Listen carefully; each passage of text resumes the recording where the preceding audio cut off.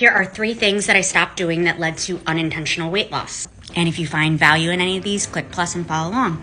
I used to do Barry's boot camp 6 times a week, which was intense training. And at first it worked. What people don't really know is that you don't burn that many calories in a class like that, even though you're sweating like hell. So unless you're keeping like the leanest diet, that's not gonna give you the most amount of results, and you're gonna outdo those calories in less than your next meal. Cortisol in a class like that spikes, and a lot of people actually gain weight. I was one of them, and so I really benefited when I stopped going 6 days a week and brought it down to like once or twice a month for a class like that. Changed my workouts to ones that burned way more calories and fat. The second thing that I did was I stopped depriving myself completely of carbs. I grew up in the age of Atkins diet, and so I thought bread was terrible.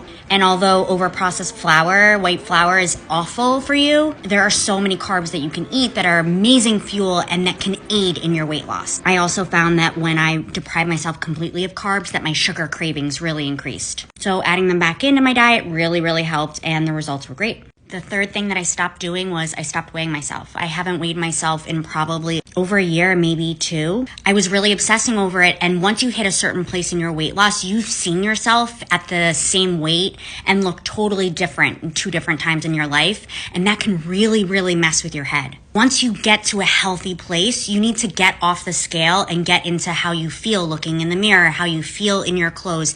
Your goals need to change and not be a number. And since doing that, it's been so much better for my mental health, which then really helped with my physical health.